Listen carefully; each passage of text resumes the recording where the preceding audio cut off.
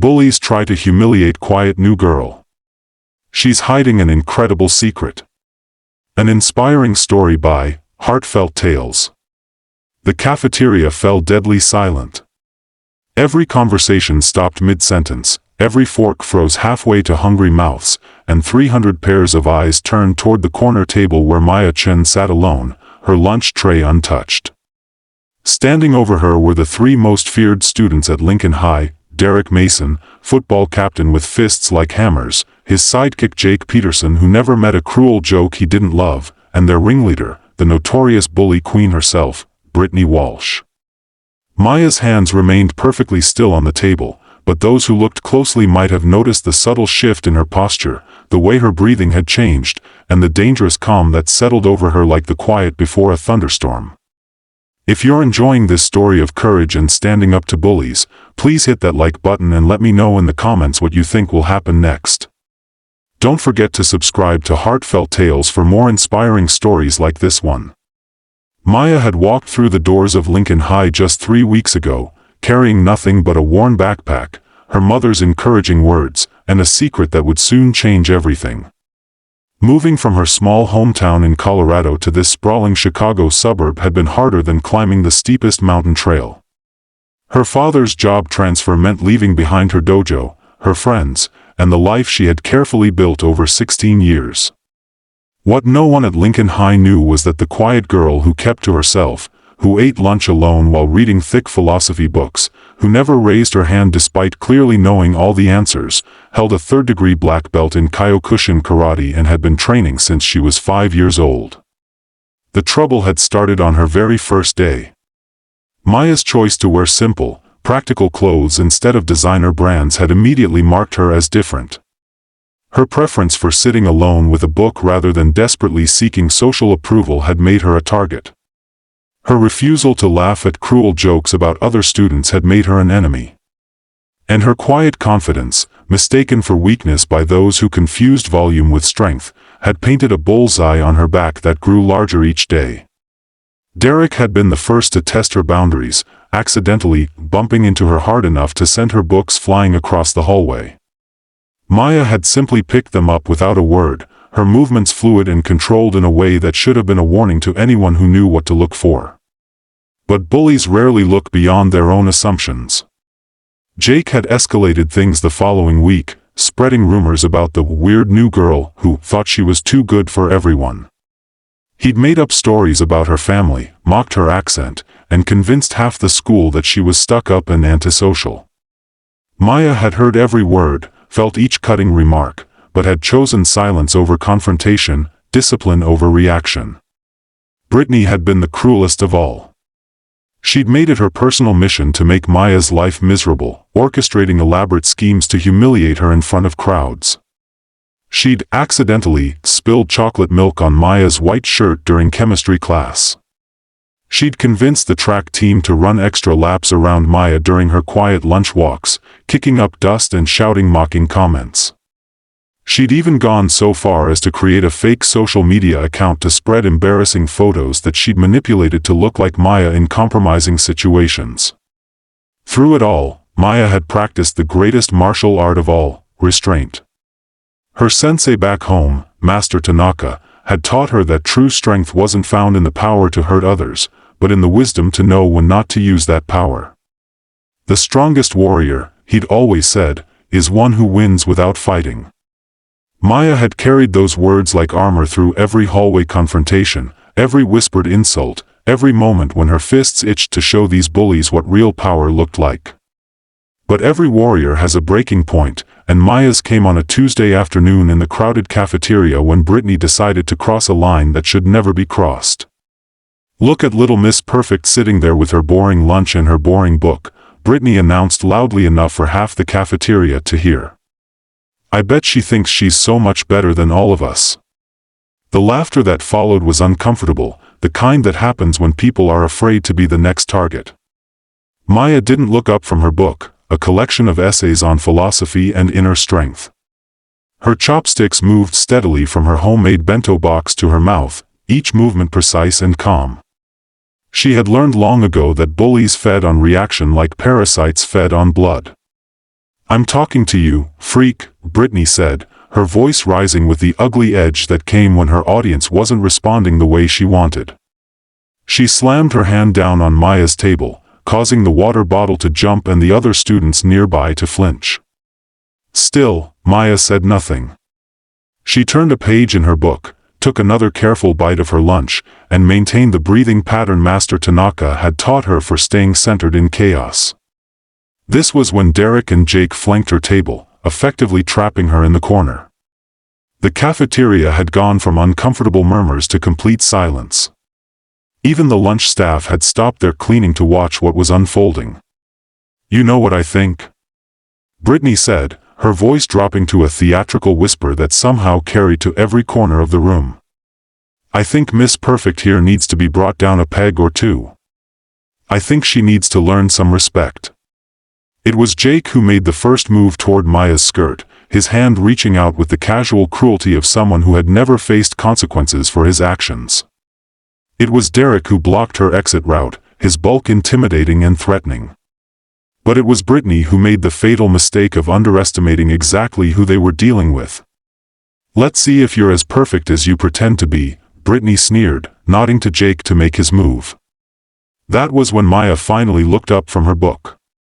The change in her demeanor was subtle but unmistakable to anyone who knew how to read the signs. Her shoulders settled into perfect alignment. Her breathing deepened and controlled. Her eyes, which had been soft and distant while reading, became sharp and completely focused. She placed her chopsticks down with deliberate precision, closed her book carefully, and stood up in one fluid motion that spoke of years of disciplined training.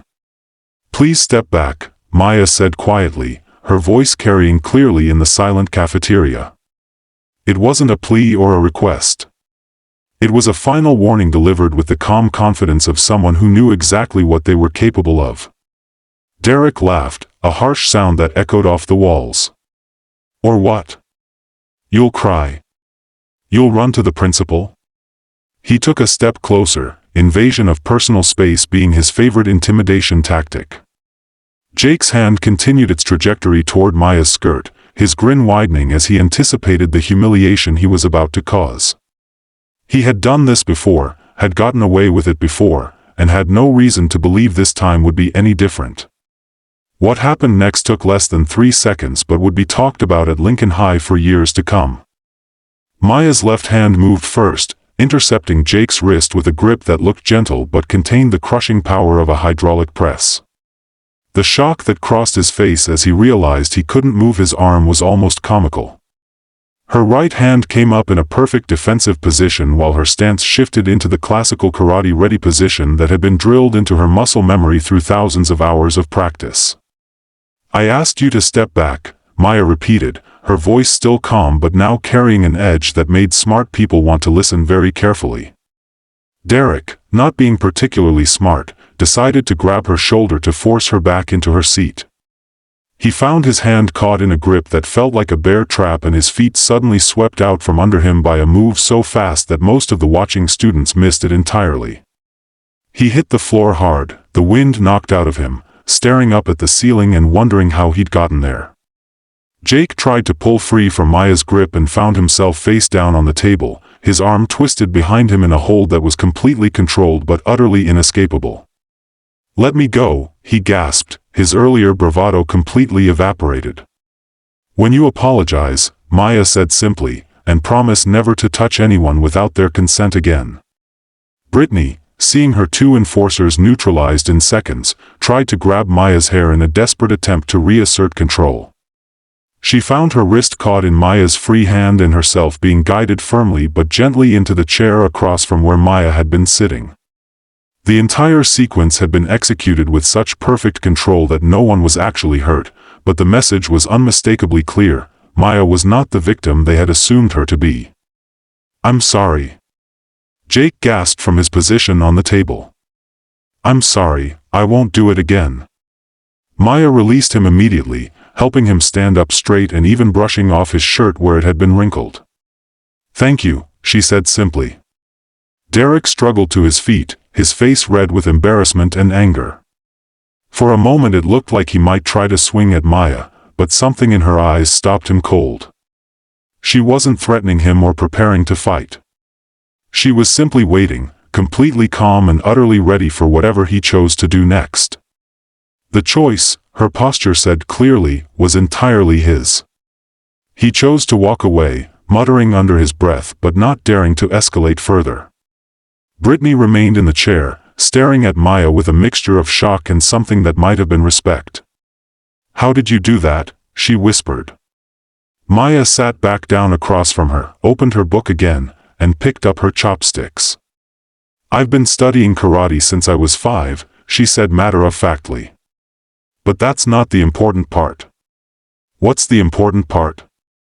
Brittany asked, her earlier cruelty replaced by genuine curiosity. "The important part is that I didn't want to have to do that," Maya said, taking a bite of her lunch. "I've been hoping for 3 weeks that we could find a better way to handle this situation. Violence should always be the last resort, never the first choice." The cafeteria slowly began to return to normal conversations, but Maya noticed that many students were looking at her differently now. Some with fear, some with admiration, but most with a new kind of respect. "Why didn't you fight back before?" Brittany asked, still sitting across from her. "You could have ended all of this weeks ago." Maya considered the question carefully before answering. "Because fighting doesn't solve the real problem. It just creates new ones. I was hoping that if I didn't give you the reaction you wanted, you'd eventually get bored and move on to something else." "But we didn't," Brittany said quietly. "No, you didn't. And when Jake tried to violate my dignity in front of all these people, that crossed a line that I couldn't ignore. Some things are worth fighting for, but the goal should always be to stop the aggression, not to cause harm." Brittany looked down at her hands, seeming smaller somehow than she had just minutes before.